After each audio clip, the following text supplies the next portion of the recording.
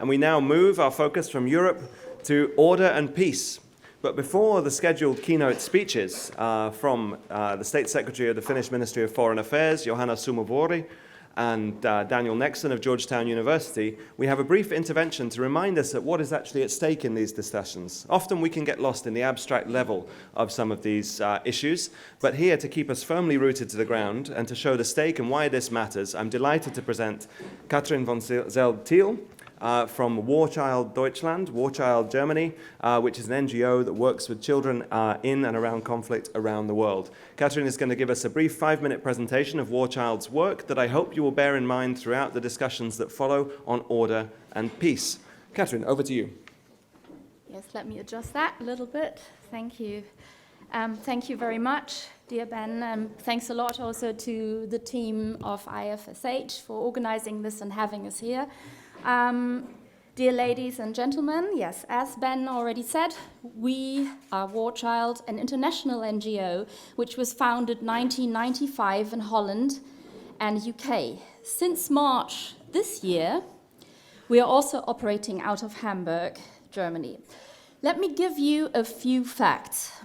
There are currently 222 conflicts worldwide, of which 20 are classified as war. More than 30 million children have fled, and the numbers are sadly rising instead of declining. Every 5th child grows up in a region of conflict, which is 420 million children are being forced to grow up in the midst of an armed conflict. This atmosphere of violence has negative effects on their mental health. It develops fear, it develops anxiety and depression. To encounter this serious situation, we act worldwide in 15 countries to support children which are or have been part of armed conflict, with the help of our country offices in each region. Most of these children, as we said, are left with anxiety, depression, and even severe trauma. We support these children with our programs and evidence-based methods in 3 main areas: protection, education, and very importantly, psychosocial support. We enable them in building their own future and find a perspective for their lives. We help them to rebuild their resilience, which is urgently needed to go on in life. Though we know very well that a blanket over the head, a shelter, and food are crucial to survive in the first place, anxiety, which is caused by armed conflict, prevails, and it remains unless it's being treated. We think that in order to be able to build a perspective and a future at all, one has to be able to imagine it in the first place. This can only be done, according to us, with a healthy mind. So mental health matters. For us, in order to promote peace building and to maintain substantial peacekeeping, a healthy mind is crucial. Here, we are an important part in the Nexus approach, where peace, security, and development are being interconnected. The need for psychosocial support is rooted in all 3 of them. War Child fights to see MHPSS to be implemented as a fundamental intervention in global humanitarian first aid. This is our main goal in the area of psychosocial support. So, according to our head of research and development, Dr. Mark Jordans, who's at King's College, some important key factors for the Nexus approach, let me get back to that, I'm very sorry, for the Nexus approach must be considered for policymakers. Mental health programming should focus not only on treatment for mental health problems among children and caregivers, but also supporting and capacitating those around them. Secondly, act early. The earlier the intervention, the better the healing. Treatment approaches range from pregnancy to infancy through adolescence, really. Involve other sectors, Only together we can be strong and achieve things. Donors of other projects should try to include mental health considerations in their programs. Lastly, shift focus of evidence-based work. Further research is always needed into the determinants and factors promoting resilience, strategies to overcome barriers, to care and support strategies towards maintaining quality of care at scale. To us, the future is children and youth having improved well-being and opportunities for growth and development so they can have and build peace. Thank you very much.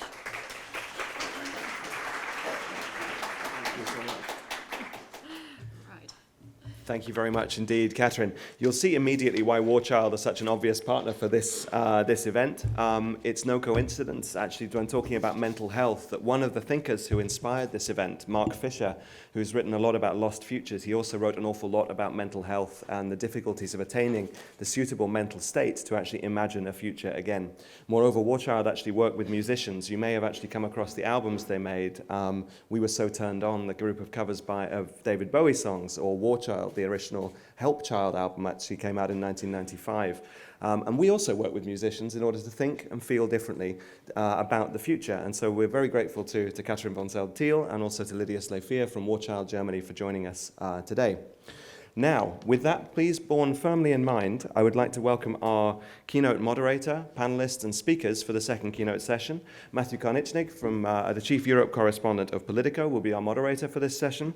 Marieke de Goede of University of Amsterdam, will be one of our first responders. Michal Šimečka, MEP and Vice Chair of the Progressive Slovakia Political Party, another first responder. Please take your seats on the panel. And Ruben Erik Diaz-Plaja from the Policy Planning Unit of NATO. And who will they be responding to? To Johanna Sumuvuori, State Secretary of the Finnish Ministry of Foreign Affairs, who will be giving our first keynote, and to Daniel Nexon, who's Professor at Georgetown University. So, Dan, can I ask you to take a seat? And Johanna, the floor is yours.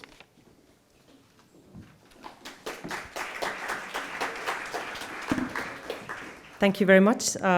First of all, I would like to thank you for inviting me here to speak and represent the Foreign Ministry of Finland. And I mostly like to thank you for organizing this kind of platform to discuss these very important issues. It was also good to hear about children at the beginning of this session, because yesterday we celebrated World Children's Day, and I think the theme was that every child has a right to be who they are and live the kind of life that they want to lead. So this is very topical, and always when we talk about future, I think we have to talk about future generations as well, and also think of how to include them in processes in shaping our future. First, I'd like to start with maybe a little bit larger picture than Europe. I actually attended the previous seminar or workshop where we discussed the EU or Europe as a future home, of EU's future Europe at home. And it was a really good session. We discussed many issues from disruption of democracy to value-based policies or politics. What can it be, how it can be implemented. And also we discussed about stories or the meaning of narratives and language, how we speak and frame, how we speak about things and how we frame them. I think it's very, very important, especially for myself personally when I'm working with politics. It's always good to be mindful of what kind of language we use and how and what we legitimate with our choices of words and sentences. But like I said, dear friends, I'm grateful for this opportunity to offer some thoughts on the alternative future world orders that we are being offered at the moment and their potential to maintain peace and providing prosperity. The role that the European Union could play as a leader in finding an alternative, more inclusive path, and the importance of mobilizing people and citizens to make necessary changes happen to prevent conflict and promote peace. Declaring the end of so-called liberal international order and multilateralism in general has become very trendy recently. and especially since the Russian annexation by force of arms of Crimea in 2014. And the policy behind the annexation was defined much earlier and presented, among other places, at the Munich Security Conference in 2007. This narrative was further boosted by the inauguration of the administration of President Donald Trump in the United States in 2017, with its stark view on the world as a field of endless competition among great powers pursuing their national interests.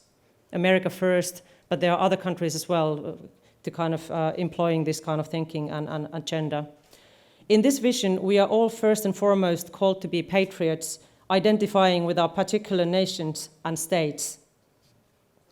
According to these visions, the government's role is to primarily guard and promote the interests of our particular nations and states without suffering any outside interference. Relations among states in this kind of vision are merely seen as transactional.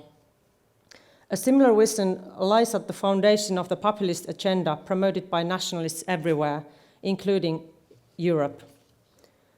In the world of the nationalists and believers in the balance of power theory, there are no global community, and things such as international law and universal human rights are not considered as significant as they are and should be. In this order, power is once again measured primarily according to the number and sophistication of the national weapon systems, the economic hold it has on others, and other tools by which a state can bend others to its will. If you do not happen to be a great power, you can hope to either become the field of competition for those that are, or at best submit to the protection of a great power by becoming part of its sphere of influence. And of course, that protection comes with a price. This future world also seems to be a world governed by strongmen. To come to think of it, it seems quite gendered word, and I don't know if we need strong men or women at the core of decision-making process. I think we need wise human beings to make wise decisions for our future. The United States, although seen as a declining hegemon, and China as the rising hegemon, are usually presented as the rulers of this new world order. Russia, of course, seeks its own place in the sun, especially in Europe. There is also an alternative vision of the future order, which is presented by some scholars and political leaders in the People's Republic of China. While the details are unclear, the vision speaks of a community of the shared future for mankind. At the core of this vision lies the absolute sovereignty of the state and its leaders. The citizens hold rights at the complete discretion of the state. No outside actor has the right to interfere or even comment on what happens within the borders of the state. Dear friends, the European Union tries to swim against this nationalist current and continues to seek ways in which it could provide an alternative to the dominance of the big powers. This is natural as multilateralism and a rule-based international order form the very DNA of the EU. Defending multilateralism and rule-based international order are also at the very core of the Finnish foreign and security policy and firmly stated in our government program as well. And during our EU presidency, we have tried to also implement these values. However, even among the proponents of the EU as the leader of a more inclusive model, there are many who believe the Union has to become more like the other great powers, a centralized political entity with the means to project military force to at least its own near abroad, but preferably across the globe, to safeguard and promote its particular interests. Personally, I don't find that kind of strong nationalist visions of the future particularly appealing or inclusive. Neither does the Finnish government. First of all, the only needs to take a cursory look at human history to see how inherently unstable an international system based on the balance of power and transactionality among a few actors in fact is. The world is simply too small for uncontrolled rivalry among great powers, especially ones armed with nuclear weapons and artificial intelligence. Second, humanity is faced with unprecedented, even existential challenges of global nature. No single country or group of countries can presume to solve them alone. Weapons of mass destruction are of no help here. Third, The prosperity we enjoy today rests to a large extent on the free movement of innovations, goods, services, skills, knowledge, and people. Re-erecting barriers will inevitably involve painful sacrifices and raise tensions within and among societies. Fourth, the rule of the few by force over the many goes against the values that have formed the ideals of social organization in Europe. If we believe in human progress, and I think we should, we cannot go backwards.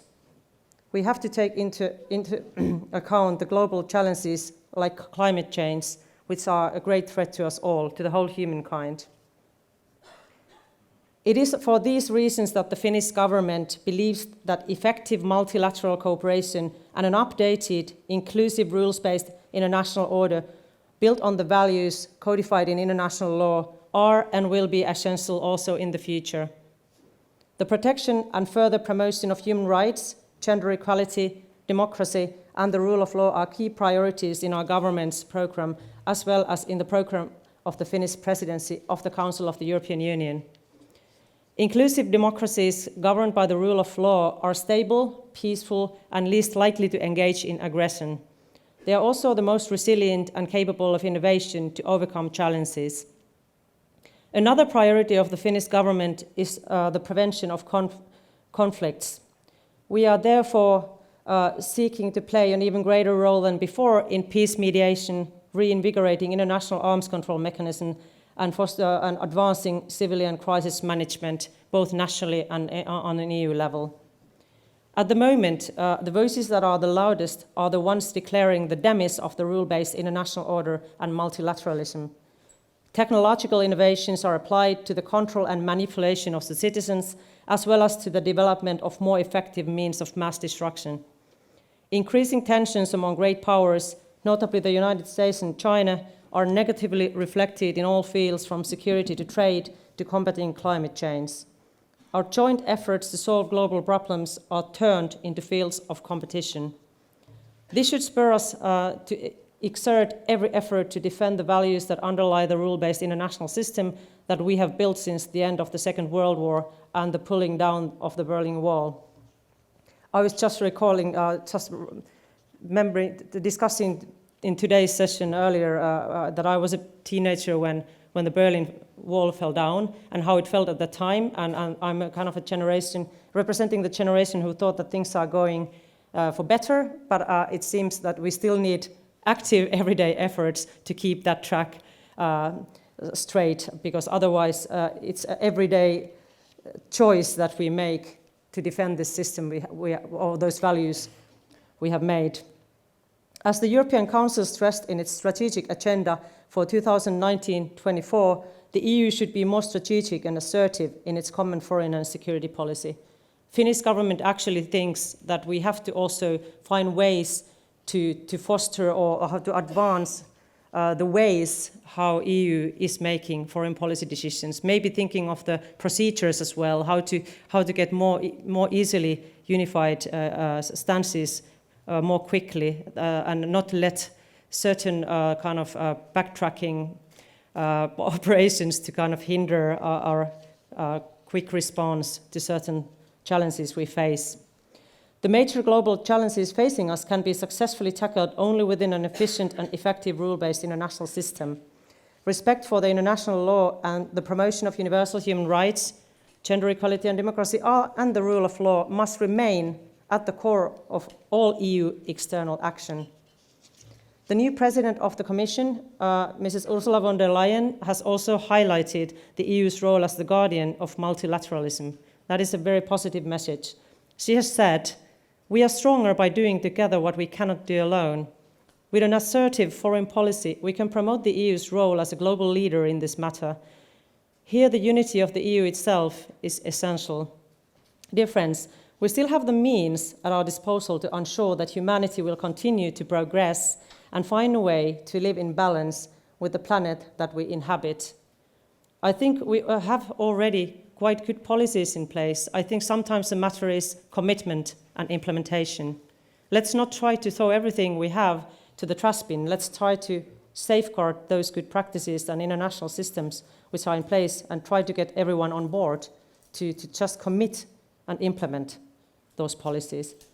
With political tensions increasing and the nationalist narratives finding so many adherents and proponents, paying particular attention to arms control and the mechanisms of conflict prevention and conflict management is especially important.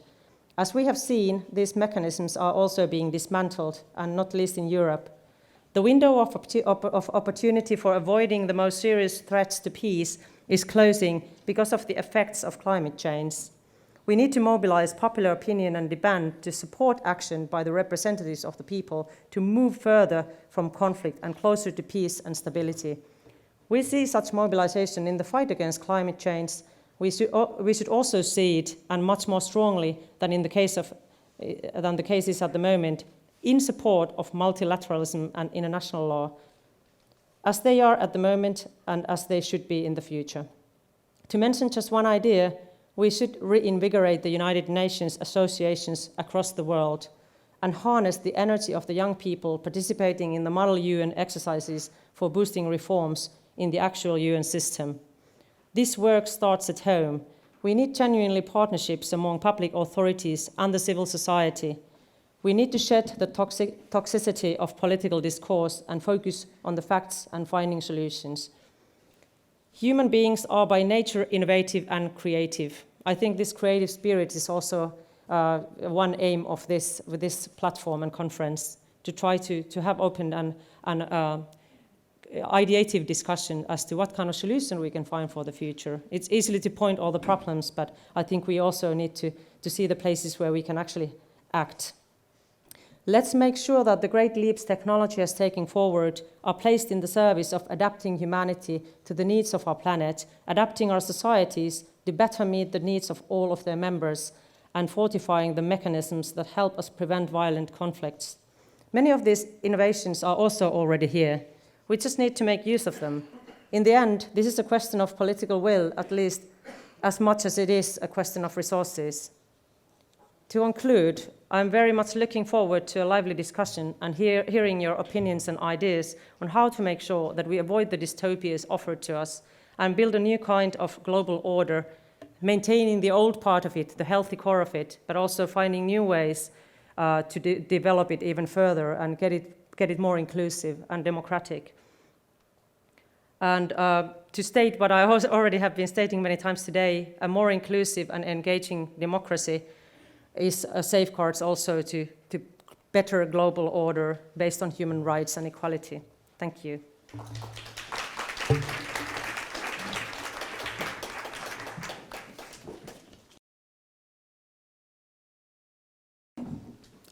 So what I'm going to talk about today is that I'm going to basically make the argument that liberal international order, and yeah, I put that phrase in scare quotes, is unraveling.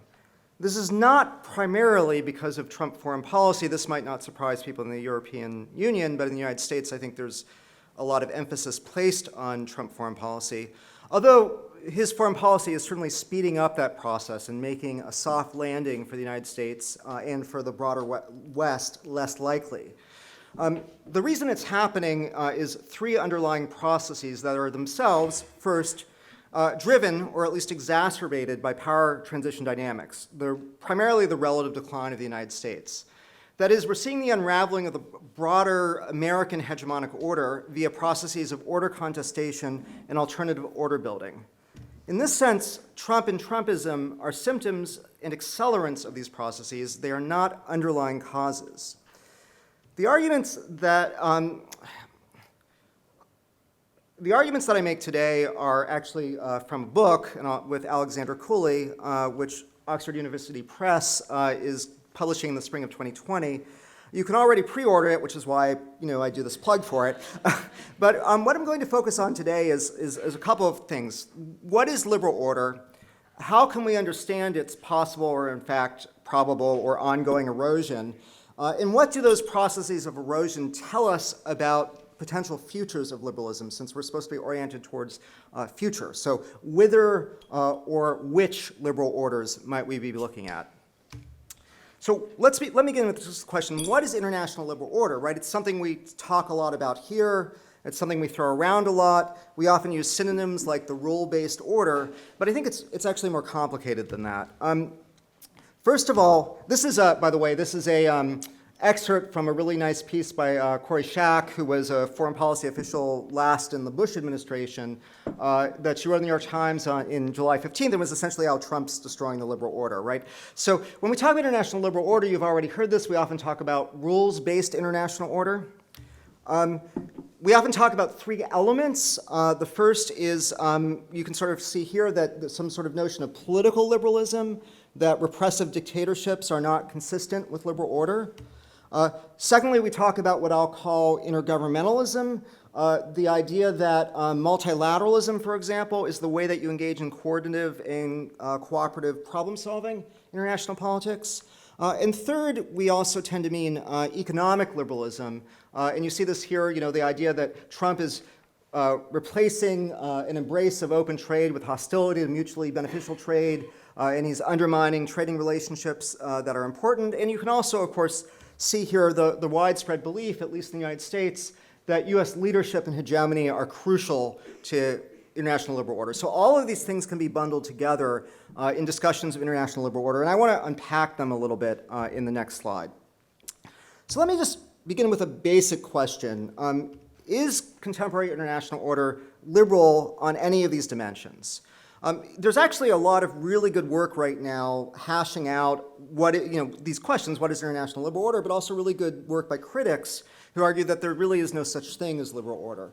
So Patrick Porter, for example, has a book coming out that I think is going to be terrific, in which he sort of talks about this being kind of a naive, nostalgic fantasy, in which liberal order, what we call liberal order, just masks American power. What we call open trade is just really a way of baking in US economic primacy. What we call rules-based is rules for weaker states, but not for the United States when it wants to, say, overthrow our Benz in Guatemala, or Allende in Chile, or wants to intervene and manipulate the Italian elections in the early 60s to prevent the communists from coming to power. And so I think that these arguments are all very powerful. The problem with these arguments is compared to what, right? So what these arguments do is that they compare liberal order to an idealized liberal order. And they say, of course, the contemporary practices of liberal order and the historical practices of liberal order do not look like the Panglossian narrative of liberal order that people talk about.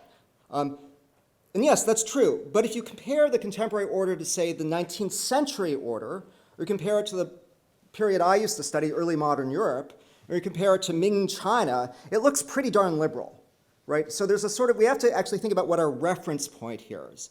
And while there are lots of ways in which the current order is illiberal, although, as I'll discuss in a second, it depends on how you disaggregate it, it is certainly liberal in historical comparative perspective. And you can't really understand much of anything, including the kinds of challenges that are emerging, if you don't understand that.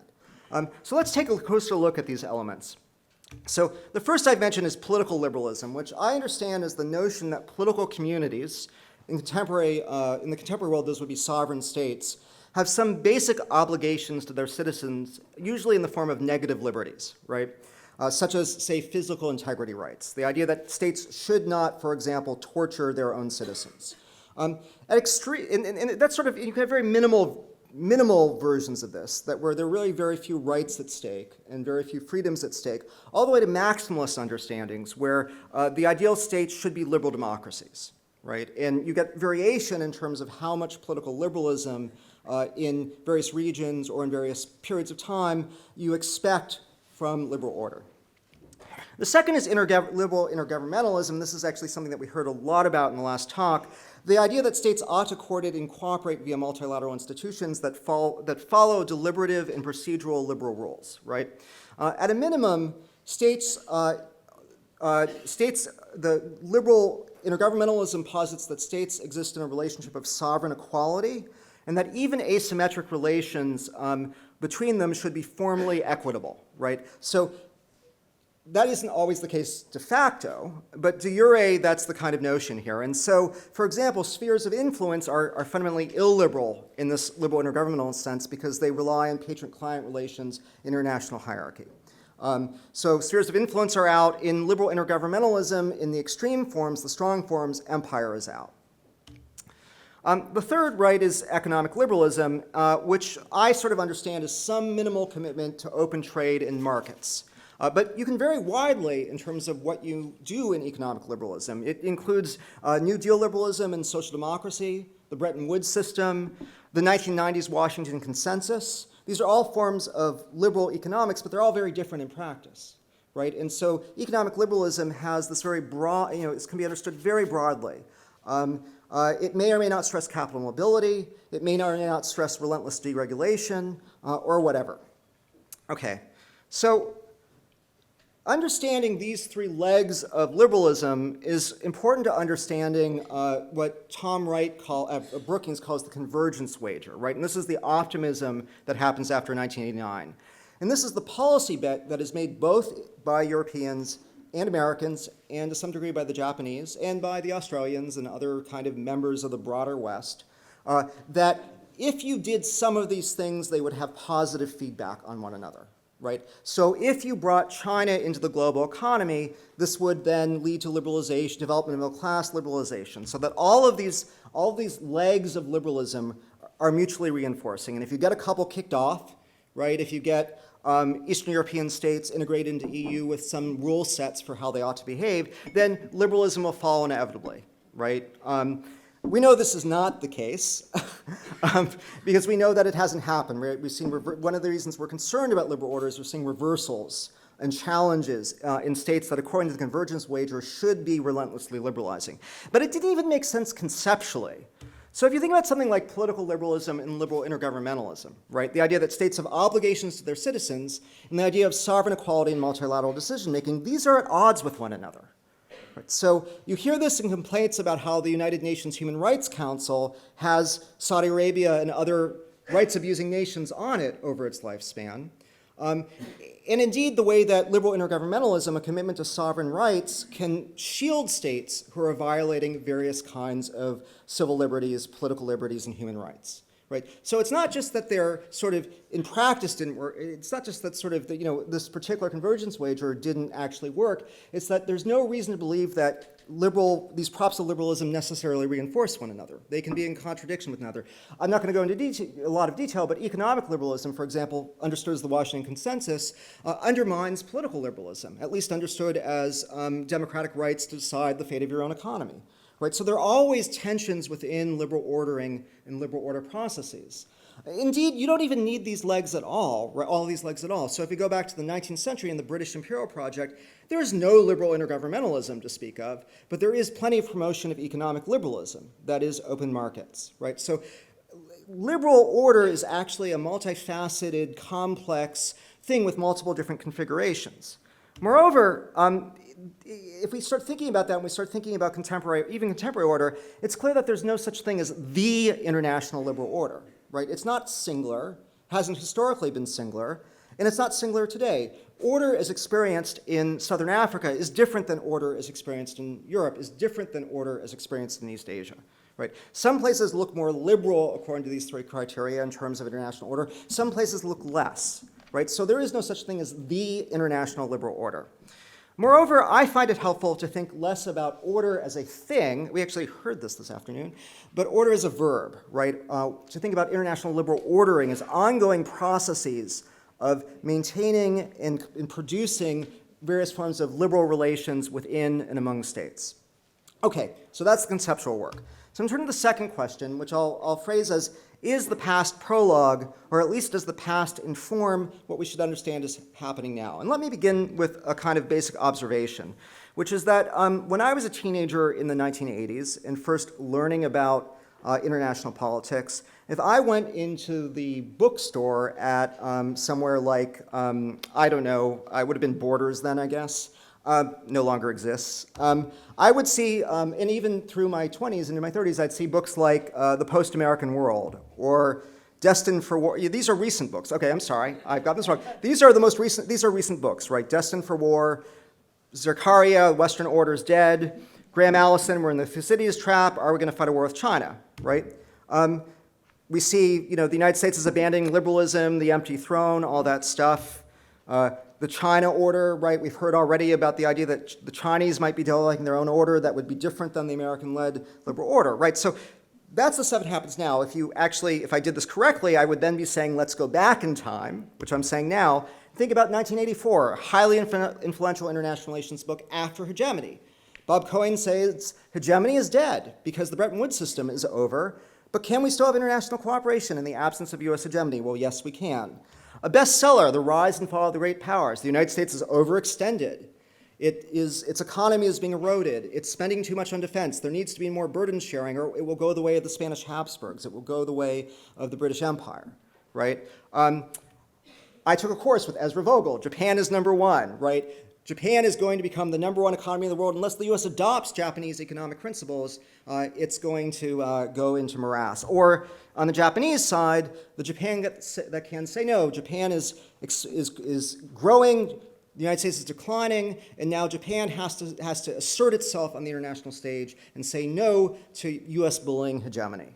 Right? So if you looked at the 1980s, this is the story you'd get. Right? Even Robert Gilpin, his 1981 classic, War and Change in International Politics, which is one of the foundational texts of hegemonic stability theory, says that the US is actually the declined hegemon. The Soviet Union has succeeded. The Soviet Union is the successful challenger, and the United States will never be able to sustain deficits, welfare spending, and its level of defense spending.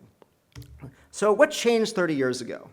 Or roughly 30 years to 28 years ago, roughly in the period from 1989 to 1991? Well, first of all, as we know, the Japanese economy did not, following projections, overtake the US economy. Japan in 1991 entered its lost decade while the United States had its tech boom, right? A major boom in productivity and investment, which catapulted the United States growth rate well over the Japanese. 1989, 30 years ago, right? The Berlin Wall comes down. The Soviet system in Eastern Europe, in part because Gorbachev lets it go, collapses, right? You have all sorts of civil society revolutions, peaceful revolutions, velvet revolutions. It's not some, like in Romania, not quite so peaceful, that are overthrowing, communist regimes, revolutions, movements of liberalism. And then, of course, you have the coup attempt in the Soviet Union, and the collapse of the Soviet Union, not just its outer empire, but the inner project itself. The Soviet Union goes away, giving us the familiar story that all of a sudden, it's not that the United States has big increases in defense spending, its peer competitor implodes, leaving the United States as, a military superpower, right? And indeed, if you look at the inflection point of US unipolarity, the so-called unipolar moment, it's mostly just that the Soviet Union goes away. Right? That's what produces US military unipolarity in the 1990s. Okay. So let's go a little bit deeper, because I think we know that general story, and indeed in my field we often talk about this unipolar moment as being the US is just astrides the world like a colossus in its economic and military might, and that is why we get the liberalization of the 1990s. But I think it's more complicated than that, and I think there are processes, some of which we do talk about, but some of which we overlook. So first of all, you have the implosion of alternative order, the implosion of alternative great power orders, right? So we just think more abstractly about what happens. The alternative order goes away, right? Leaving no other great power in charge of an order that is competitive with that offered by the champions of liberalism, right? Secondly, and relatedly, you get what Alex and I call the American or broadly Western patronage monopoly. So in the 1990s, if you want development aid or you want security commitments or you want other goodies, international goods, you can only go to Western institutions, you can only go to the United States, you can only go to the European Union, you can only go to the World Bank or the IMF, right? Before that, you could bid the United States off against the Soviet Union to get a good deal, right? Or you could even flip alliances if you really wanted to, or you could threaten exit because that was a legitimate threat. You can't do that in the 1990s. And in fact, findings in my field suggest that conditional aid doesn't work until the 1990s, when all of a sudden it starts to work. And it starts to work because you now have the ability to enforce conditions because states can't threaten exit. Moreover, not only do you have the ability to force conditions, but you see an expansion in the number of conditions that Western donors and Western security commitments start to come with them, right? Because there is no longer this competitive geopolitical environment. And then third, something that I think we overlook a lot is the sort of vectors of liberal or pro-order transnational movements and activities, right? So we think about the 1989 moment through the 1991 moment, we're talking about actually liberalizing movements flooding what becomes post-communist space, right? The momentum of all of these movements is towards liberalization and democratization, broadly understood. If you go to global civil society, this is the era of transnational liberal activist movements, of epistemic communities in favor of liberalism. Global civil society is built in the 1990s around liberal principles as a space that's dominated by liberal NGOs, right, and other kinds of liberal activists and movements, right? And all of what we call sort of the foot soldiers of liberal expansion, right? If you go to Eastern Europe, if you go to the former Soviet Union, you would see all these Western-funded or Western-based NGOs teaching people how to have an independent press, how to organize, how to peacefully protest, all of those sorts of things, which then become fairly scary to regimes, which I'll talk about in a second, after the color revolutions kick off, right? So if we go to the present day, I think we see something different, right? If you go back, I just mentioned that the color revolutions are often seen as an inflection point, but a series of processes actually start earlier, which is that regimes begin to see all of this liberal activity as a threat to their regime stability and to rule, and they start to develop inoculation strategies, right? And those inoculation strategies are made possible by the fact that liberal ordering is patchwork and incomplete globally, right? So it's extremely strong in the core. It's stronger as we move into sort of the newly liberalized space of Europe, for example. But it becomes much more patchwork when we move further we move east, for example, to the point you reach places like Turkmenistan that are basically still Stalinist, right? And it's more patchwork when you move to places like China, who have been able to opt out of kind of the political liberal system domestically. So you get a series of inoculation strategies developed. For example, in the late 90s, you start to see restrictions placed on NGO activity or outright bans of NGO activity. After the color revolutions, you see a whole set of steps taken to demobilize domestic civil society, which also include things like having state-sponsored NGOs, zombie NGOs, or government-organized NGOs that then compete with liberalizing NGOs domestically, as those liberalizing NGOs are also increasingly neutered, right? So governments start to step up their alternative civil societies. Particularly, a real pioneer in this is obviously the Russian Federation. So those inoculation societies develop. The most famously, you probably follow, because of interventions in the West, the Russians get very good at using the sort of internet management to demobilize opposition to the regime. And what happens then is that this comes concomitantly with a great reversal, right? Those places that inoculate themselves, that become resistant to liberalism, are the places where you start to see a reversal. And the first reversal you see, which is largely a result of power transition dynamics in the context of regimes that have inoculated themselves, are you start seeing great power alternative order building and contestation, right? So obviously, if you follow events in the United Nations, Russia and China have gotten increasingly active in trying to strip, for example, human rights and political rights protections from peacekeeping operation mandates. China has unsuccessfully but routinely challenged lots of sort of standard liberal order kind of political rights types of things in the United Nations. But you also have, and you also, as I'll elaborate, you have a whole bunch of institutions like the Shanghai Cooperation Organization, or now the AIIB, right? These alternative order institutions. So contestation within existing order and the development of alternative sites of order. And indeed, we actually looked at the increase in network ties through new international institutions between Russia, China, and other states, and it looks like this. Over the last 10 years, like massive increase in the connectivity and joint membership in new IGOs and regional fora with with Russia and with China. I can't believe I'm doing this.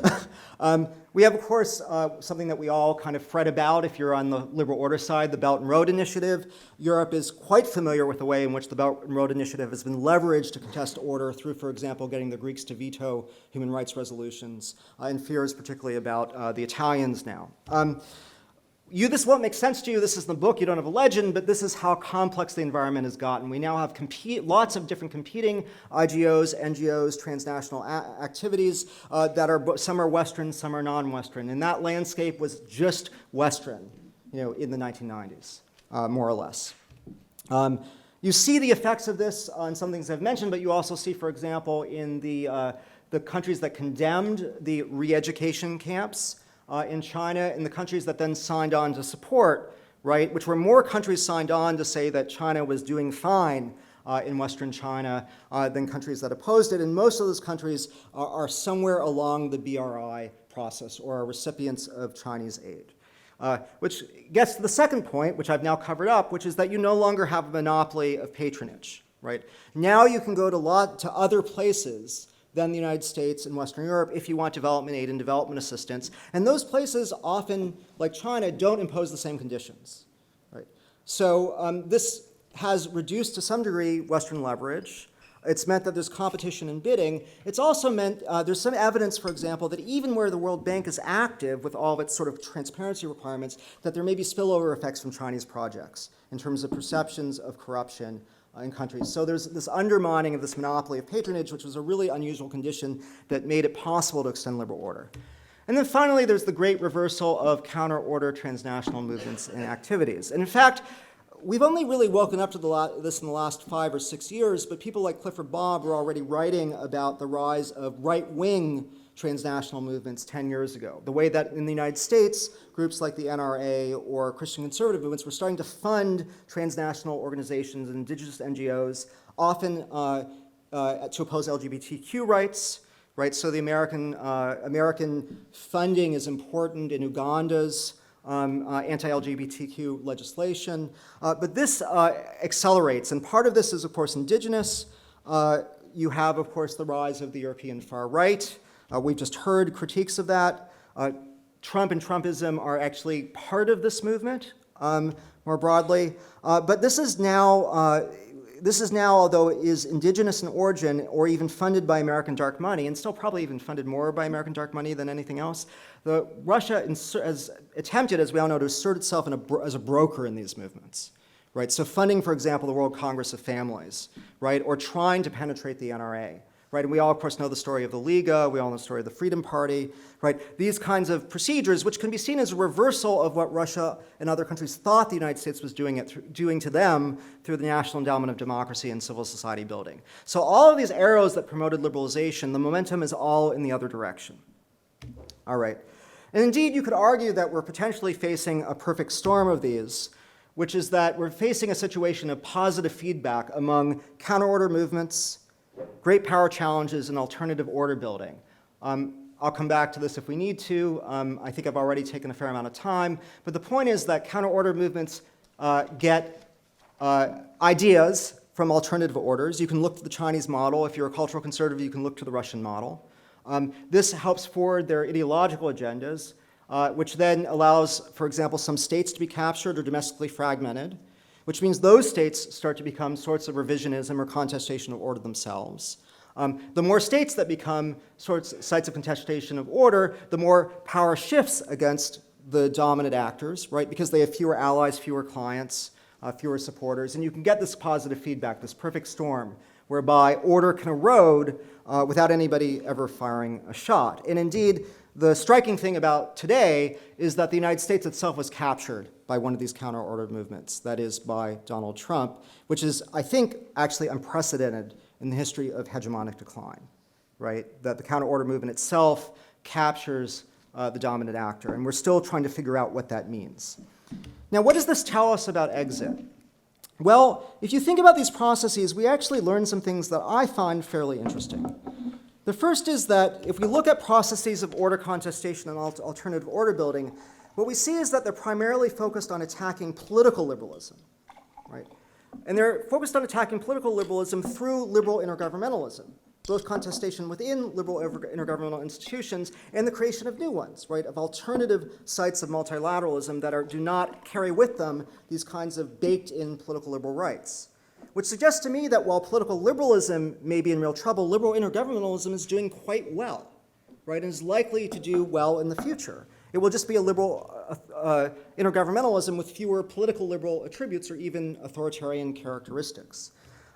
Patronage competition. Well, right now, in some degrees, if you care about liberal intergovernmentalism, patronage competition might be good because it is sovereignty enhancing, right? States are less dependent upon one set of donors and have more freedom of action, right? On the other hand, if you care about certain liberal characteristics, this might be bad because you can survive better as an authoritarian regime. You don't have anti-corruption pressure.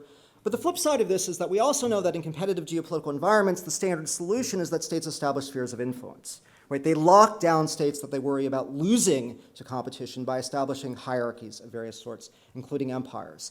So we don't know how patronage competition is going to go, but we can see two possible and contradictory futures that I think are already kind of underway. When it comes to counter-order movements, it's unclear. Counter-order movements have often rallied against liberal intergovernmentalism, but we also know that they're kind of wedded to it in various ways. So they may be reshaping intergovernmentalism, challenging political liberalism, and maybe challenging certain aspects of economic liberalism, particularly by exacerbating the ways in which economic liberalism of the last 15 years has contributed to kleptocracy and globalized oligarchy, right? Liking capital mobility, liking aid processes that give you ways of locking down patronage networks in your state, as Hungary's Orbán has done, but not liking the things that US reformers, European reformers would like to do, right, baking in much more transparency requirements, hunting down money laundering, right? So we could see, and indeed some of the governments that are now pushing the counter-order movements like Russia, and I would argue, although China's more complicated, have incentives to in fact uphold some elements of economic liberalism that go hand in hand with sort of the globalization of kleptocracy. Right, so we may see economic liberalism, which is much more inflected by these oligarchic and rentier characteristics than economic liberalism that is inflected with other things. So that's it. And I went way over. Thank you very much, Dan. Thank you as well, Johanna. That gives us a lot to chew on. I have to say, as an Austrian, I'm sympathetic to your view of the liberal world order and how important it is for small states, especially for neutral states. We tend to cling on to that as kind of a security blanket, almost. And I do think, speaking in the Austrian case, that it's done very well with the liberal world order. Austrians are good at playing both sides of every issue and taking the advantage from both. That said, I wanted to come back to what Dan said that I thought was very interesting and true, is that we tend to idealize this notion, I think, in the West of the liberal order as the sort of sine qua non of a way a state should be structured and society should function. And we also tend to kind of mythologize the past of it, I think. And I wonder if what we're really talking about is not the end of the liberal world order writ large, but possibly the end or cracks in that order, particularly in the West, where it appeared to be kind of, pretty solid since World War II. Because if you think of, much of Central and Eastern Europe, even especially since 1989, Slovakia with Mečiar, even Czechoslovakia after Havel and other places, to describe those countries really as liberal, I think is a bit of a stretch, and yet it does feel like something has fundamentally changed. I would just add to your point about the economic liberalism. In terms of the United States right now, in particular, I think there's people who tend to think that because Trump is pushing back on some of these trade issues, that the United States has become less economically liberal. I think that's completely wrong, especially internally. I mean, it remains a complete neoliberal market-driven system, and I don't see that changing anytime soon. So these two systems can clearly sort of survive and maybe even flourish in parallel, possibly even in China, which we'll see, I guess, in the coming decades. But I wanted to go to then the responses. Maybe just start here with Michal, and we'll go down the row, and then after that, if we have time, I hope that we can come to your questions as well.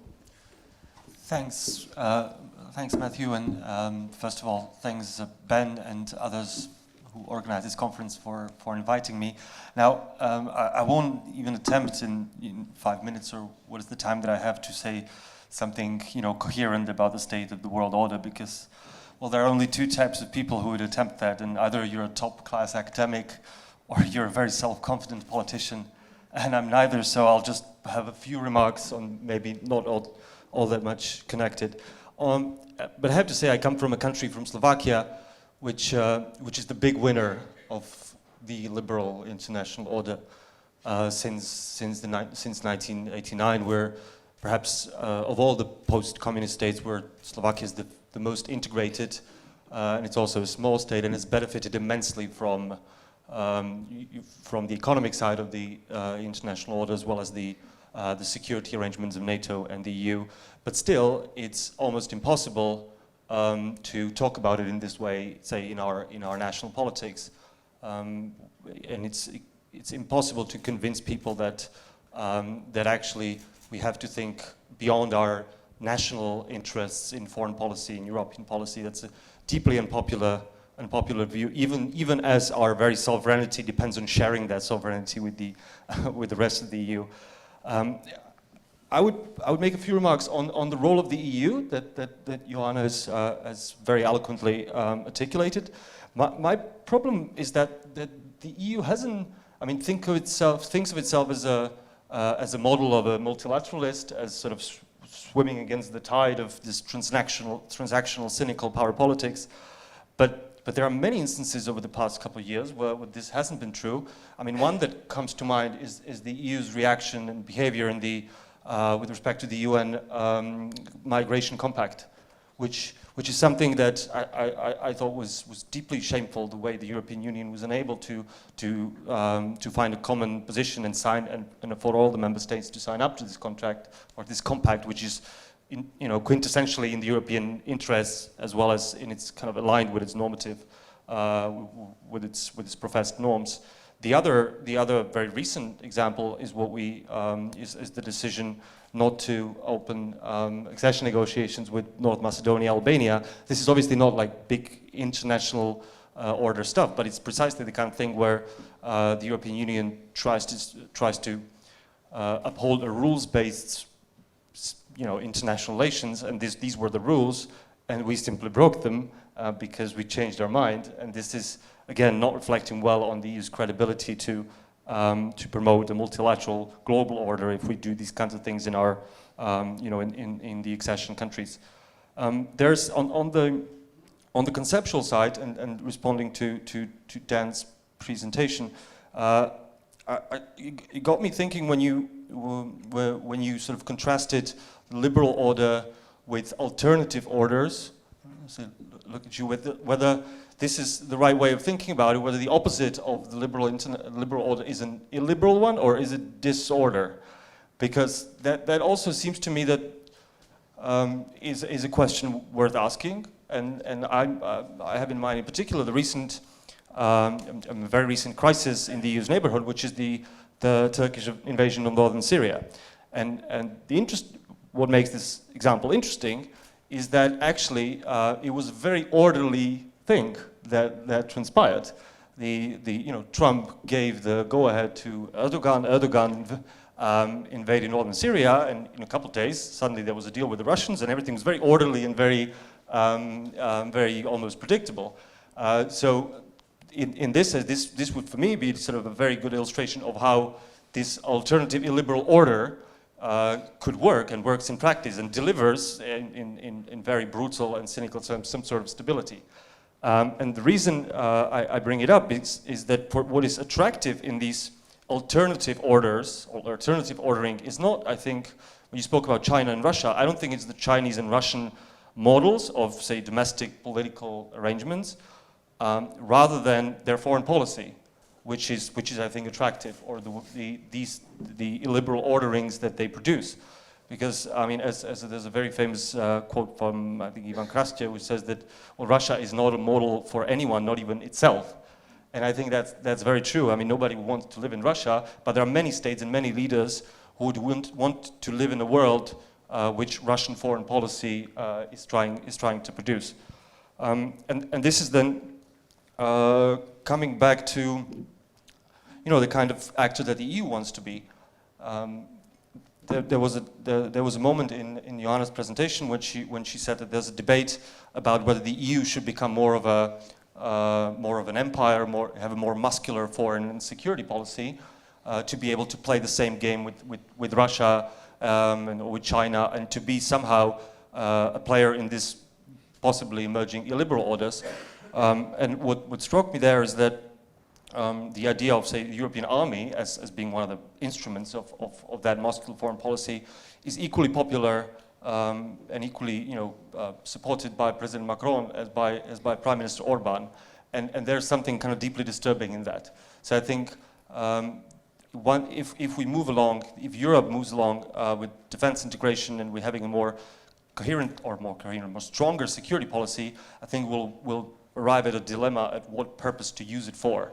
And even, at one point down the road, if there's a European army, it will be a huge and a very contested issue and a values-based conflict over what is actually the purpose of a future European army, whether in support of perhaps a liberal ordering or a liberal one. Finally, two questions which haven't been mentioned, but I think the two big areas in which the future order or disorder will be decided or will be defined is climate change, and second is digital, and second is the kind of the digital realm, and specifically on climate change, I think that the EU, that this is actually the most promising avenue for the EU to promote multilateralism, and specifically through trade.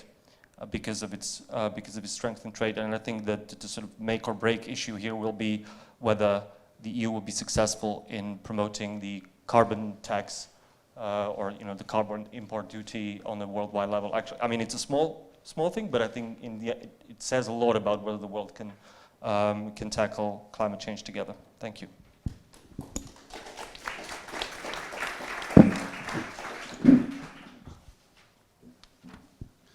Yeah, thanks. Thanks very much to the organizers for having us here. It's really fascinating, a very path-breaking kind of conference. And I'll also invoke the phrase that my colleague from Finland this morning said. As a policy planner, I'm one of these tin hat people in the building. Thankfully, NATO has enough spare cash to pay for some of us to sit around and go to conferences. But that also means that what I say doesn't necessarily reflect the official views of NATO or the Secretary General, which means I can have a bit more intellectual freedom. And I hope you don't blame NATO for the incoherent rambling that's about to come. So, in no special order. So, in reaction to the State Secretary, I think I was quite struck in the abstract of your speech, but you didn't actually use the term in your speech, interesting enough, by the word, the focus on small states. To me, that brought about two reflections, and it's themes I've already heard on this panel and this morning as well. The beneficial nature of the liberal international order for small states, and I think small states are almost like the canary in the coal mine, right? Or the litmus test. Pick your metaphor.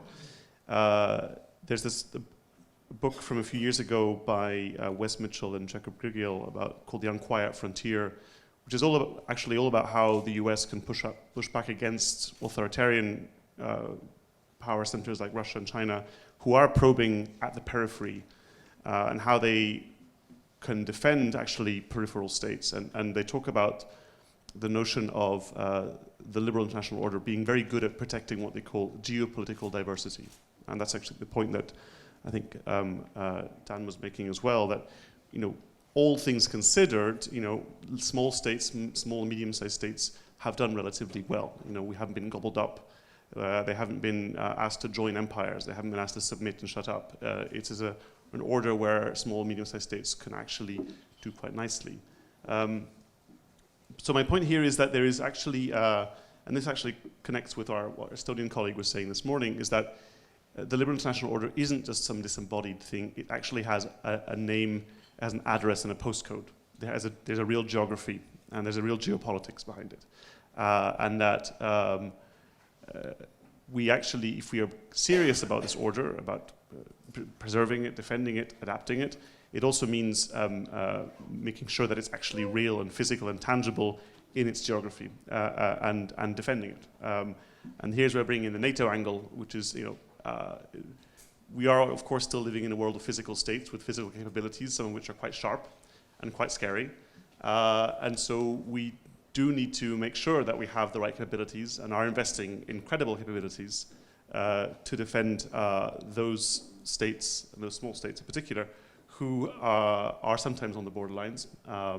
And that's where collective security arrangements have actually been very good. Modestly speaking, I think NATO has been a very interesting innovation in world history. A permanent alliance with permanent defense structures amongst liberal states. It has its flaws, we can discuss them as much as you want. But I think we shouldn't throw out the baby out with the bathwater. Actually, there is some merit in this model, in that it's actually allowed for more than 70 years a number of small and medium-sized states to do quite well and choose more or less their political arrangements as they wanted, including some new states that joined. So that's one thing. So the nature of the actual geographic embodiment of the liberal international order and the need to defend it and the need to actually be ready to invest those capabilities without necessarily securitizing everything and without necessarily focusing only about the military sources of power. Agreed. The second question I have is what do we do with sovereignty? It's a word that's bounced around a lot because I think ultimately this liberal international order paradoxically has helped a positive form of sovereignty in many of our states. In that, I think you heard this in this morning's panel on one of the workshops, the kind of organizations like EU and NATO and the UN and so forth actually enable states sometimes to be better sovereigns and better service providers to their citizens. And so I think we need to have a positive narrative around sovereignty so it doesn't only get monopolized by those who want to destroy the current order or want to replace it with a system where there are certain states that are more sovereign than others. So that's a couple of thoughts in reaction to your point, State Secretary. And then in reaction to Dan's point, and really a tour de force of bringing together a lot of interesting analytical strands. But the thinking now about the future, right, which is what our conference is about, my questions really are, what kind of inoculation strategies, to use your term, do we in liberal societies, liberal states, do we need to start using in our own world, in our own societies, if we want our form of liberalism to survive or adapt? What does that inoculation look like? Questions on a postcard, please. Then a second reflection that occurs to me in terms of this more contested world that we're seeing, I would argue that these transnational networks and groups that you talk about are alive and kicking. And a lot of the polarization that we see in Europe within European states between, say, populist groups and non-populist groups and parties, I think a lot of that polarization is fed by the transnational networks. The fact that, the fight back against certain populist governments is very much linked up to other groups across Europe. The Remainers in Britain are very much in solidarity with their counterparts in other European countries. So these cleavages are cutting across our political system, and that's very interesting. And it means that the liberal order isn't going away peacefully. It's fighting back in funny ways. And my last reflection or question is about what happens to liberalism itself when it's under stress. Does it change? You've talked, Dan, about different forms of economic liberalism that we've had over in history. But I would argue, sometimes when liberalism is under stress and when there's an alternative order on the market, say communism, fascism, liberalism sometimes can actually pull itself together and develop a more socially conscious form of itself. Look at the New Deal in the 30s. Look at the kind of social bargains that in Europe we accepted after the Second World War. I think there was a consciousness that to face the growing competition of alternative models, we needed to pull together and have a more socially inclusive model. And perhaps that is a way in which progressives can argue for a new form of liberalism in the months and years to come to face up to these alternative models. So that's my 2 cents. Thank you.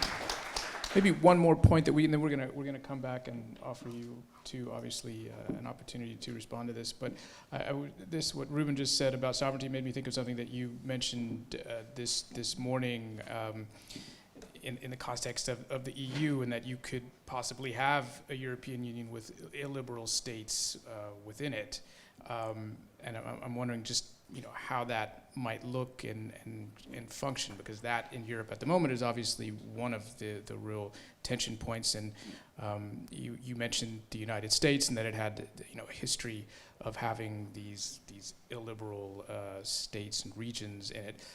One might also argue that led to a civil war in the U.S.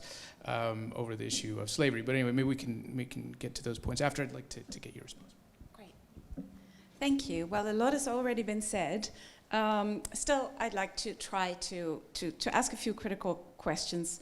I really share also, Johanna, when you talk about this moment of hope in the 1990s, right? And this investment in liberalism after the fall of the wall. And I do share that, but nevertheless, I think one of the points I want to add, or one of the questions, is that possibly we should be a bit more careful with lamenting the demise of the liberal order, because the liberal order itself was profoundly inscribed with a post-colonial or a colonial history. If you think about the rule of law, law itself was partly instrumentalized in colonial expropriation. For example, if you think about Sarah Keenan's work about the law of title deeds in Australia, for example, and how in that context it functioned as a tool of a racialized tool of dispossession. I think that there's many sort of, I guess, post-colonial aspects of the liberal order that maybe we could, celebrate its demise is maybe too starkly said, but that we don't necessarily need to lament. And so one of the questions would be whether we see maybe decolonial promises in this demise of the liberal order, whether you see silver linings, whether you see good things possibly emerging, maybe picking up the theme of optimism that Ben so kindly pushed us towards. That's one of the questions. I guess my other question is whether we're talking about the demise of the liberal order, or some of the examples, Dan, that you were talking about also made me wonder whether we are seeing the instruments of the liberal order sort of being turned against itself. And I think that's a really interesting phrase that you offer, because if you think, for example, about sanctions policy and the United Nations sanctions, which is very much a tool of the liberal multilateral order, but if you see the way this is now being infrastructurally inscribed in the way, for example, that Donald Trump has pushed SWIFT to cut off Iran from the international financial system, which is a way of hardwiring sanctions, which was actually the beginning of the end of the joint comprehensive agreement. So when we heard this morning that Iran is not fulfilling its obligations under the joint comprehensive agreement, well, that's because the Americans sort of pulled out first and have cut off, or at least partly because they've cut off Iran infrastructurally from the financial system. So I wonder whether we can see here these instruments of the liberal order sort of being turned back against itself and being used in new ways. But here I also think we should realize that this was started under Obama. So there the break with this example, and maybe with other examples as well, the break between Obama and Trump, for example, if you think about it in the North American context, is perhaps less stark than we might now think. And for the EU, somebody was asking earlier in one of the panels about what policies we actually support, and could we please talk about policies in a more concrete way? And I guess I would say one of the policies I would support, and I'm wondering why it's taking so long, is for the EU to build this special purpose vehicle that would actually be able to facilitate trade with Iran and reinstate the joint comprehensive agreement. Maybe a final point about the transnational right that Dan brought up as well. I mean, it's come up in various ways all day. I think you're absolutely right to point out and to point to the transnational ideological dimensions of that and the transnational networks. But what I observe as well in the way that plays out in the national politics, and it's definitely played out in national politics this way in the Netherlands, is that it's not always the populist right and their political presence in parliament that is affecting policies. Very often it's mainstream center parties anticipating the reactions of the far right that is actually shifting policy. That's definitely what's gone on in the Netherlands. I mean, Wilders did have presence in parliament, but the way that our political establishment, our center political establishment, is always anticipating what Wilders will be doing and thinking is really the thing that's most profoundly, I think, shifted Dutch politics. And here I also think we really miss visionary leaders that can resist that with another vision of what politics should be. And I know that she's much derided for it now in Germany, but I did think that Merkel's Wir schaffen das was a kind of moment of visionary leadership. And I know that, of course, 2 years later, there's lots and lots to critique in what she did and how she did that. But it was a way of sort of holding firm in a way that I haven't seen many politicians in Europe, certainly not many in the Netherlands, do. Thank you.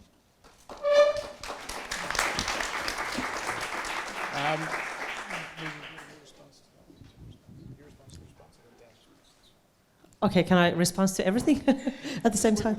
Yeah. There's quite many points. Thank you very much for your feedback. It was really interesting. I don't know if I can collect it all and answer to it all, but I think one of the key things what I kind of, if I wrap up, is the labeling of liberal international order. And I think it was in Daniel's presentation you asked that which liberal orders we are talking about, but maybe we should also ask whose liberal orders or whose international orders are we talking about. And this reflects also to what you said, that it might sound patronizing also when we talk about it from a specific Western angle, whereas we know that international order and certain treaties, they are committed by many other than Western countries. Although the initiatives might have become from the Western world, but they are universal treaties, and we probably should be careful and mindful how we talk about it without sounding kind of putting cultural hegemony over those definitions or concepts. When it comes to geopolitics, well, I'm from Finland, and it is a country where geopolitics has always played a role. If I think of our stance on international community and international order, I think for us, the European Union has been a very important political family which is supporting those ideals. Of course, you might also say or think that it's also kind of being part of the Western thinking. When Finland joined to the EU in 1995, for us it was both political but also security reasoning behind that. We consider it as a value-based community, as well as we take quite seriously the guarantee of the solidarity clause as well. So for us, it is very much about this also security cooperation, which you referred to. And when I stated that I don't think the military force is the kind of first, I don't remember how I put that, but I think EU shouldn't be the kind of political entity that puts the military narrative first. I think it would be better to have this kind of diplomatic narrative first, but of course it doesn't mean that we don't want to, as a country, to deepen the European security cooperation. And I think it also helps us to, nationally, to help us to be prepared. And that comes also to EU's crisis management element. We have quite comprehensive way of thinking about security in Finland. It starts from the social security, and there's also, of course, at the core of it is the human security.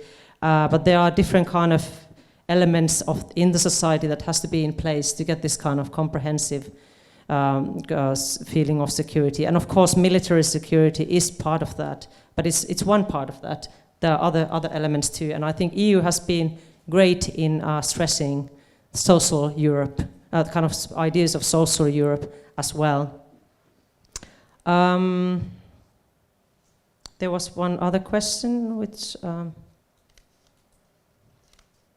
Okay, It seems that I don't remember what was the question, but you asked about... It was just a number of, whether there's silver linings maybe, or, I mean, there were a number of different points. Okay, well, I can answer them if they come back into my mind, but yes. Thanks. We'll go to Dan. Okay, there are so many good points and questions that there's no way I can possibly address all of them. So I'm going to just do a few. And these aren't necessarily, I'm not necessarily addressing I may be addressing some of the ones that are easier for me to answer than the other ones, so there may be a selection bias here. So let me sort of work backwards. I mean, obviously, the use of SWIFT in the potential development of the special purpose vehicle is really interesting. One of my colleagues and his collaborator, Abe Newman and Henry Farrell, have been doing work on this, what they call weaponized interdependence.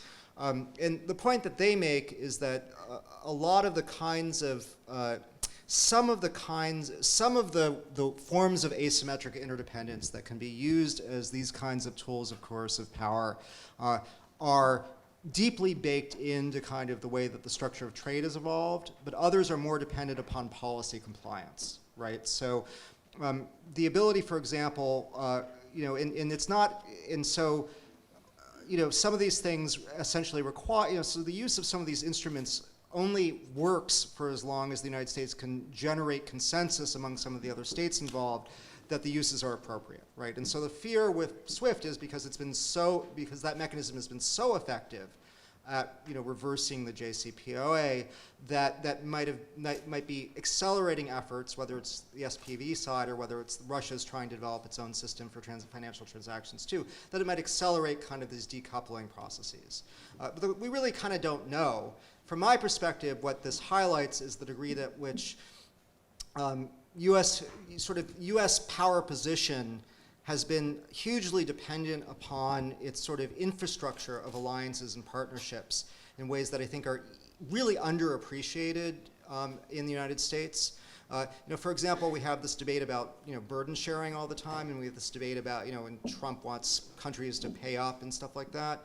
But one of the things people don't realize, and this is sort of what I was kind of potentially teeing up with the discussion of unipolarity, is the only reason we had a unipolar era in the first place was that the other great powers were all aligned with the United States and didn't see any point in building up their militaries massively, right? And so a lot of these things are sort of political institutions, and so they are potentially vulnerable to disruption, not just from without, but from within. I think the issue about the European Union, I mean, I raise this because I think there is some discourse out there that says that the existence of Orbanism or the existence of law and justices policies in Poland means that the EU is dead, right? And I think there's some sort of extrapolation out of this. Nationalists are going to take over and there's going to be no more EU. And I raise this issue of the history of the United States precisely to just point out that you can have, in federal systems, of which the EU is one, you can have a fair amount of diversity of political forms within them, more than I think the EU structure anticipated, right? Indeed, in the United States, we have we have states that have returned to kind of hybrid style electoral systems, like in North Carolina, and they still sort of, nobody then says, well, the whole United States is then destined to fall apart. But I mean, yes, obviously, the concern is that if those, the concern is ultimately that, things fall apart. The issue of sovereignty and the liberal order, I think, is really interesting. And this is one of the things that really bothers me about the kind of new blood and soil nationalism. And that is, so if you go back to the first blood and soil nationalism speech that was given at the United Nations by Trump, right? The speech that's, where he said, we're going to replace all this bad globalism with nationalism, it's national sovereignty all the way down, et cetera, et cetera. There was two things that were remarkable about that speech. So after the paean to national sovereignty and national diversity that comes from national self-determination, Trump then lambasted Iran for intervening in Syria, right? But by any understanding of sovereignty, Iran was there at the invitation of the sovereign Syrian government, and the United States was there without the invitation of the sovereign Syrian government, right? And that's only remarkable insofar as it's a kind of bizarre contradiction, but it's actually fairly consistent with what we understand. That's, this whole argument that sovereignty for great powers is kind of an organized hypocrisy where they assert sovereignty norms when it benefits them, but they're willing to erode sovereignty norms when it's not, right? The second thing that's remarkable about it was that it was given at the United Nations, which doesn't seem remarkable, but I think it's remarkable when you think about the fact that if you actually look at the history of sovereignty, sovereignty has developed as a universal notion, right, has developed coterminously with robust international institutional infrastructure, right? That is to say that actually it is precisely multilateral governance and institutions like the United Nations that probably defend a lot of sovereignty, right, against more imperial, more hegemonic, more spheres of influence policies. And so what the blood and soil nationalists don't get, or they don't care about, or maybe this is a feature, not a bug to them, is that if you actually want to uphold sovereignty, you need multilateral governance, right? You need that kind of level of somewhat intrusive governance in order to protect small states against predation, right? And so to me, this has always been incoherent, right?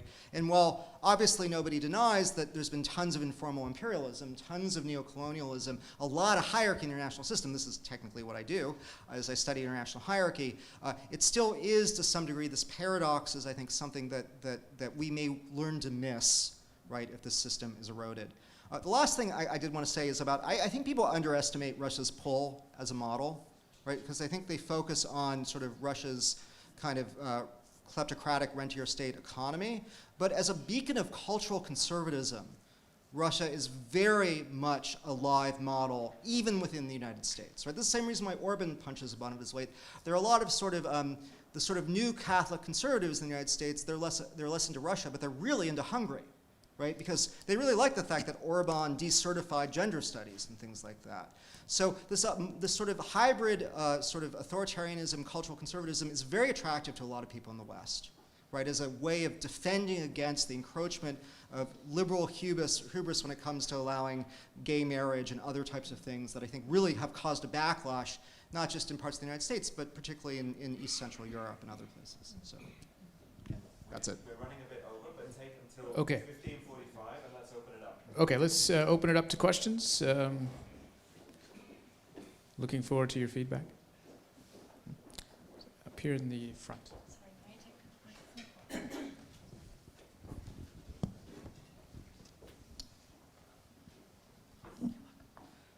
All cameras on, excellent. Thank you, Sasan Goliaga, VZB, Berlin Social Science Center. First of all, thanks for the great keynotes and interesting panel discussion.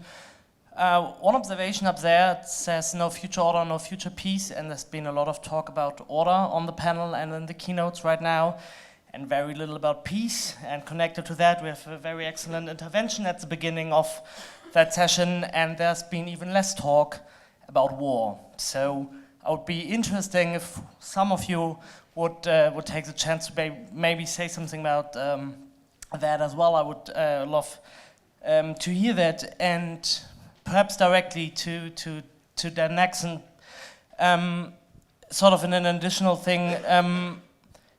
I like the idea that this is more about an international liberal ordering, and Alex Bellamy recently has made the observation that if we ever had something like an international liberal order, it wasn't very liberal for most of the planet, and it wasn't very ordering for most of the planet either, right? So I was wondering whether these kinds of perspectives actually have been missing as well a lot in our debates. Thanks.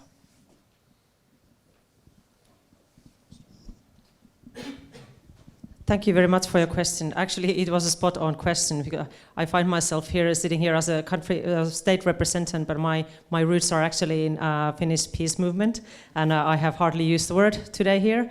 But that was a really important question. Actually, our government, national government, is now putting a lot of emphasis on peace processes.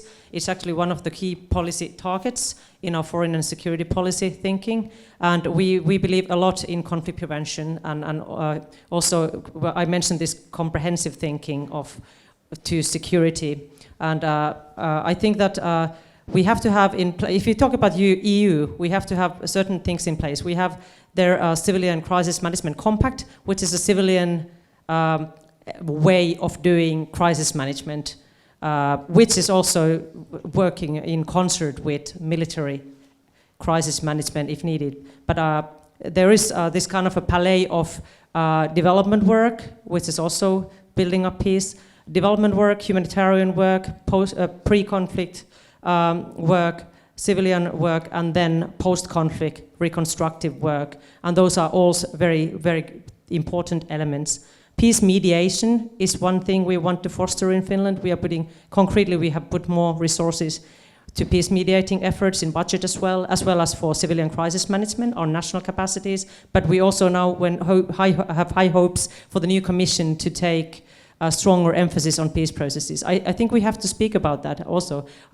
There's an American author and journalist, Ronan Farrow, who interestingly wrote quite a good book about war on peace.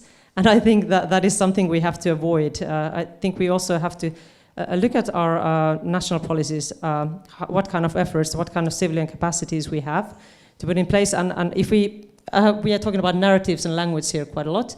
So if we don't speak about certain things, it's also a choice. So I would say peace policies are not untrendy. They are still very much in place. If I think about my generation's fears, that was a nuclear war in the 80s and still in the 90s. Then there was a lot of rhetorics that, we don't have to be worried about that anymore, that the kind of a deterrence works and there's a good treaty base for that. And then the new generation is now more concerned about climate change, and rightfully so. But this old threat seems not to have disappeared. So it's just adding up to those fears. So I really think we need peace policies, and it also means disarmament policies. We have to seriously talk about disarmament. And maybe talk about not, in Europe at least, not sending weapons into war zones, which a lot of those places on the map that we saw earlier, get weapons from places like Germany. I think on the second part of your question, I think it's also a matter of perspective. I mean, this is what I meant by mythologizing the past in the West, and I think most of us here probably come from the Old West. And now that we're seeing the erosion of the liberal order in the Old West, we think that the liberal order existed everywhere, and that now it's sort of under threat. Where this is my point about Eastern Europe. Well, it never really existed in much of Europe in the same way that we understand it. Could we take another question up here, front row?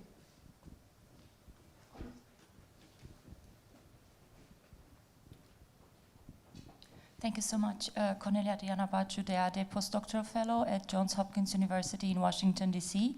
I have two questions. So the first one is related. I would like to perhaps try to link multilateralism and international liberal order with great power competition. So I was thinking, if we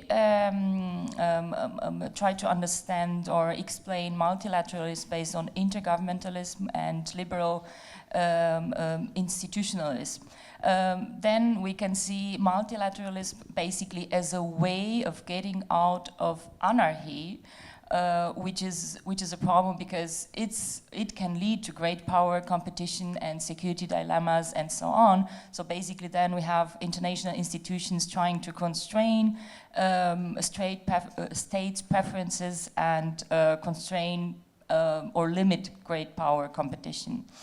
But now the question is, in your opinion, does multilateralism inhibit or limit, or it also opens the potential? Because we also talked about competition. So in the same times, it also opens the potential for a great power competition. So it's a bit, I mean, we have a contrast here. So I was trying how you explain this contrast. And the second is, I mean, we all agree that multilateralism is good because it can constrain states' preferences of going to war, for example, against each other. But another thing we also agreed was the demise of international liberal order, or the challenges it faces. So from a rational perspective, solution to solve this problem would be that big players need to agree on the basis of cooperation. So I was thinking, to what extent do you see this as a plausible or a feasible game for the future? Thank you. Well, those are really interesting points, and there's a much broader discussion to be had about the relationship between the idea of the liberal project, right, which is precisely to tame power politics under anarchy through multilateralism, in the reality of what that liberal project entails for power politics in conflict. But I do think it is, I think it is remarkable how little interstate war we've had in even the last, even since 1945. I know that, we now, obviously, billions of people died in the proxy conflicts of the Cold War, and you don't want to romanticize that era either. But I think it is the case that, when we talk about things like order, we usually think the opposite is multilateralism and peace, but in the European orders of the past, war was what you did, and peace was the unusual situation. I say that because I think that great power concerts, right, are usually the kind of alternative offered to the kind of sovereign equality-based multilateralism that we associate with liberalism. And there are a number of players who would like to see a great power concert or cartel as being the ordering mechanism develop. Some of those people actually, have been making policy in places like Russia and China, which as early as the 1990s was talking about a multipolar democratic world, which was understood as being through great power concerts largely. I don't know. One way of looking at the last 20 years is that it's been a great power concert with, 25 years has been that it's been a great power concert with the U.S. and Europe, right, and Japan. So I don't know. I just don't think these things are antagonistic. And I think that the question of whether or not they work, depends on when and where you look. Sometimes they do, sometimes they don't. I think that's it, right, man? Yeah. I think that's all we have time for. Thank you for your questions.